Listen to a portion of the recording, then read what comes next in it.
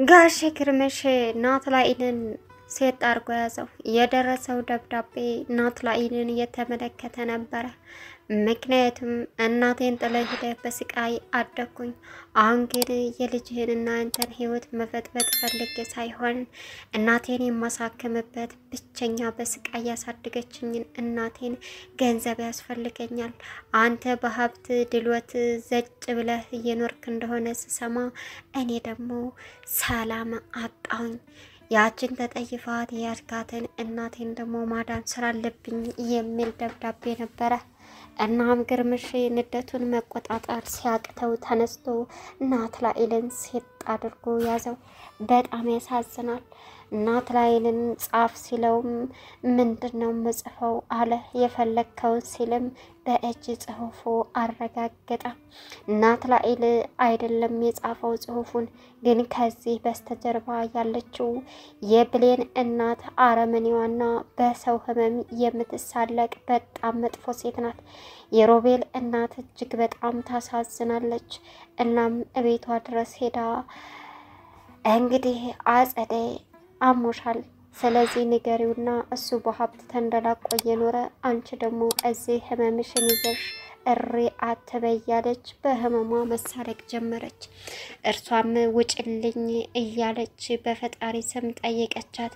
እሷ ግን እኔ ሮማን መሰለሽ እንዴ ተኝቼ ዝም እንጨባረረው ራስሽ እኮ ነሽ፣ ላንቺ በማሰብ ነው አለቻት። እንግዲህ ናቲ በተፈጥሮ በፍጹም ከሰዎች ጋር መቀራረብ አይፈልግም። ሮቤል ደግሞ በተቃራኒው ጓደኛ እንደውም ደግሞ የውስጡን የሚያማክራቸው ይፈልጋል። ግን ናትናኤል ማንንም ማግኘት እንደሌለበት በእርግጥ አድርጎ ነገረው። ሮቤል ደግሞ ይሄ ያንተ ህይወት ነው፣ ስለዚህ እኔ ደግሞ አንተና እኔ አንድ ቤት እየኖርን ግን ደግሞ አንተዋወቅም። ጓደኛ ማለት ብዙ ትርጉም አለው፣ ስለ ትርጉሙ ስለማታቅ ነው። ስለዚህ ባቢ ማለት በጣም የምወደው ጓደኛ ነው ሲልም ከዚህ በኋላ ወይኔን እናትህን ወይ ደግሞ ባቢን ትመርጣለህ አለ።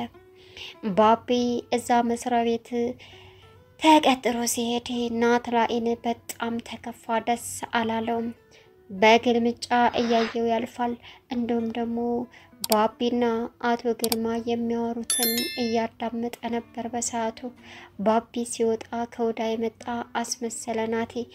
ነገር ግን ጽናት ለምንድነው እንደዚህ ሚያን ላናግረው ስትልም እሱ ግን ባቢ እኔ አናግረዋለሁ በማለትም ሄዶ አናግረው።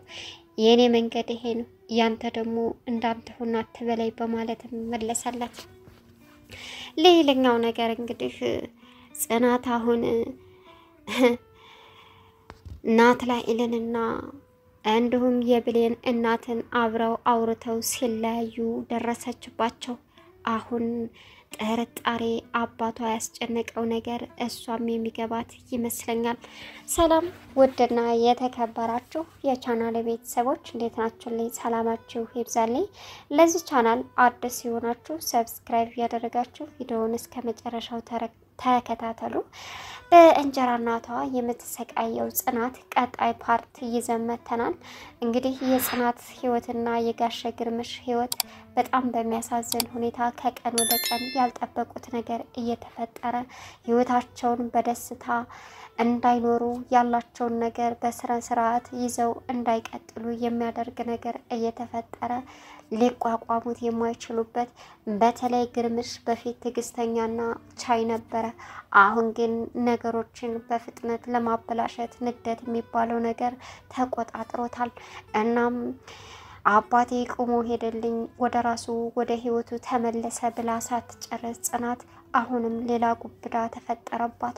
እሱም ምንድነው? ናትናኤል የጋሽ ግርምሽ ልጅ እንደመሆኑ መጠን አሁን ግን ጥሏት የሄዳትን እናቱን አድኖ ግርምሽን መበቀል ይፈልጋል። በእርግጥ በጸባይ ገንዘብ እንድሰጠው ቢጠይቀውም ግርምሽ ደግሞ በፍጹም ይሄ ሊያስማማው አልቻለም። ማን ነው ከጀርባዬ ይሄን የሚሰራው በማለትም በንደት ደብዳቤውን አንብቦ ጽናትን ቶሎ ብሎ ወደ ትምህርት ቤት ሸኛት።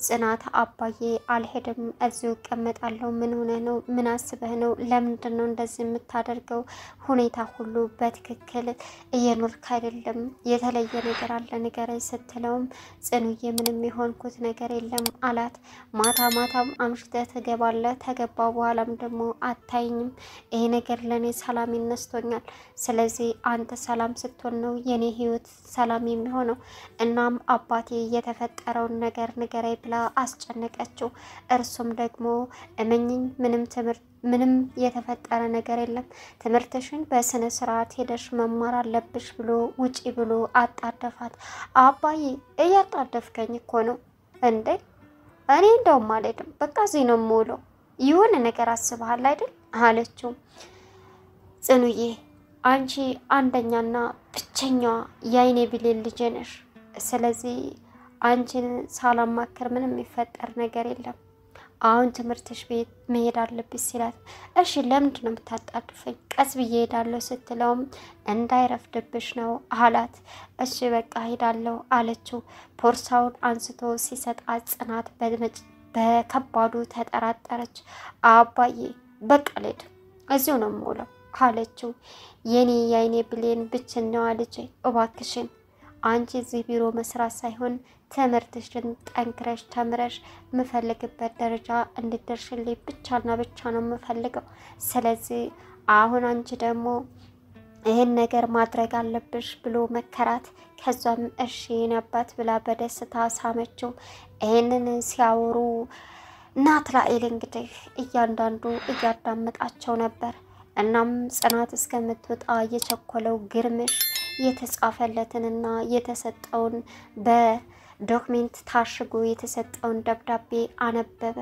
ያነበበው አንተ ያን ጊዜ ይችን የምትወዳትንና የምትሳሳላትን ምርጥያዋን ብቸኛ ልጅህን ከመውለድ በፊት እኔን ወልደህ ጥለህ እናቴን ብቻዋን ጥለሃት ሄደህ እናቴ አሁን በእርግጥ ስላንተ ልትነግረኝም ሆነ እንድታናግረኝ ፈቃደኛ አይደለችም ስላንተ ሳነሳባት ነገሩን ትቀይሳለች ትታመማለች እናም ግን እናትም አባትም ሆና ያሳደገችኝ ጀግናዋ እናቴ አለች ግን ቢሆንም ለሷ ስል ምንም አይነት ዋጋ ከፍላለሁ እናቴ በትልቁ ህመም ውስጥ ገብታብኛለች እሷን ለማሳከም ብዙ ነገር እየሆንኩ ነው ያለሁት ግን ደግሞ አሁን ወዳንተ የመጣሁት አባትነትን ፈልጌ ሳይሆን ጥላሃት የሄድካትን እናቴን በስቃይ ውስጥ ህይወቷ ስላለች ለእናቴን እማሳከምበት ገንዘብ ያስፈልገኛል ገንዘብ ስጠኝ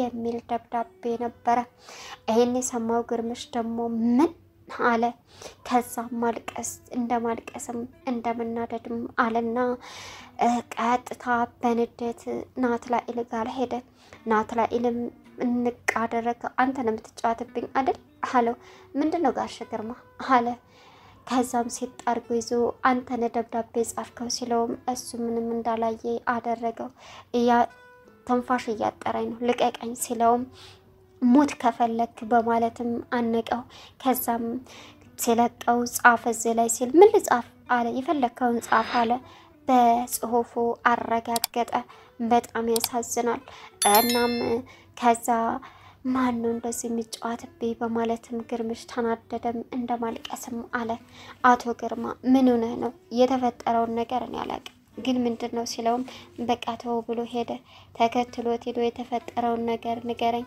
እንደ ማንኛውም ሰው በንግግር ለረዳህና እናወራ ልንፈታው እንችላለን ቢልም አልፈልግም ናትናኤል እንመካከርበታለን ብሎ አባረረው ሮቤል እንግዲህ ከባቢ ጋር እናተን አስታውቀይ ብሎ እቤቱ ይዞት ሄደ ከዛም እናቱ ጋር ተዋወቀ ነገር ግን በሚያሳዝን ሁኔታ ናትናኤል ደረሰ ናትናኤልና ባቢ ተፋጠጡ ቆይ ለምንድነው እንደዚህ የሚሆነው ሲልም ታደገበት አንጻር ሁኔታ ነው ብሎ ሮቤል መለሰ ከዛም ባቢ ሸኝቶ ሲመለስ ሮቤልን አስጨነቀው እሺ በቃ እነሱን አታገይታል ካላገኝም በማለትም ቃል ገባለት ግን እካፊ ቀጥሮ ሲያናግረው ወይኔን ወይ ባቢን ምረጥ ብሎ ጥሎት ሄደ ናትናኤል ሮቤል በጣም አዘነ የብሌን እናት እንግዲህ ጽናትን ቢሮ ድረስ ሄዳ ጽናት ብሌንስ ስትላት እኔ እንጃ ብሌን እዚህ የለችም ማየ አለች። እና የት ሄደች? አላቅም። እንዴት አባሽ ነው የማታውቂው? ልጄ የት ሄዳ ነው? ጓደኛሽ አይደለች እንዴ? በማለት ጽናትን አመናጨቀቻት። ጽናትም ሆ ብላ ጥላ ሄደች። ሌላኛው እንግዲህ ባቢና ጽናት በጣም ፍቅር ላይ ይገኛሉ። ከትምህርት ቤት ተመልሳ እየዘፈነች እቤት መጣች። ከዛም ምንድነው በማለት ተጨዋወቱ። እናም ባቢ ቀጥታ ግርምሽ ቢሮ ሄደ። ግርምሽም ባቢን የሾመው እንግዲህ ተቆጣጣሪ አድርጎ ነበረ። ይሄን የሰማው ናትናኤል በጣም ተናደደ። ሁሉንም ነገር አዳመጠ። እናም የቡናውን ወይም ደግሞ የድርጅቱ ተቆጣጣሪ መግባት መውጣት ያለበትን በሙሉ መያዝ ያለበት ባቢ እንደሆነ ግርምሽ ነገረው። ይሄን ያዳመጠው ናትናኤል በጣም ክፉ ሰው እየሆነ ይገኛል። ከስራም ወጥቶ የብሌንን እናት አገኛት። የብሌን እናት በእናቱ ህመም ላይ ትሳለቃለች። እናም እናቱ ጋር ሄዳ ጽጌ አሞሻል እኮ ለምን አትነግሪው? እሱ በሀብቴ እንደላቀቃል አንቺ በህራብና በህመም ትጨባረር ያለሽ እዚህ በማለትም የታመመችዋን ሴትዮ አናዳ ተመልሳ መጣች። ሮቤል ከእናቱ ጋር ቢውልም ግን ሲደብረው ወደ ውጭ ወጥቶ ከባቢ ጋር መገናኘትና ማውራት ይፈልጋል። እናም ባቢ የሮቤልን እናት አይቶ በጣም አዘነ። አባት እናትም እንደሌለው ለሮቤል እናት ነገራት።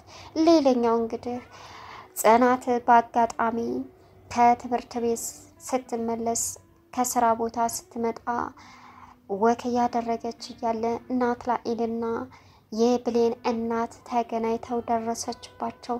በጣም በሚያሳዝን ሁኔታ መመልከት ጀመረች። አሁን የሆነ በመካከላቸው ነገር እንዳለ አመነች። እንግዲህ የብሌን እናት ናትናኤልን ለምን ምን እያረክ ነው ቢሮ ውስጥ ምንድነው እያለች ትጠይቀዋለች። እሱም ደግሞ ስጨርስ እኔ ራሴ እነግርሻለሁ። ለምንድነው 10 ጊዜ የምትጨቀጭቀኝ?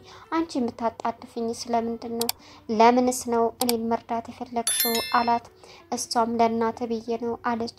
በእናቴ ህመም ላይ ስትሳለቂ ከዛሬ ጀምረሽና ስትቀልጅብኝ ማየት አልፈልግም ቢላትም ደገመችለት።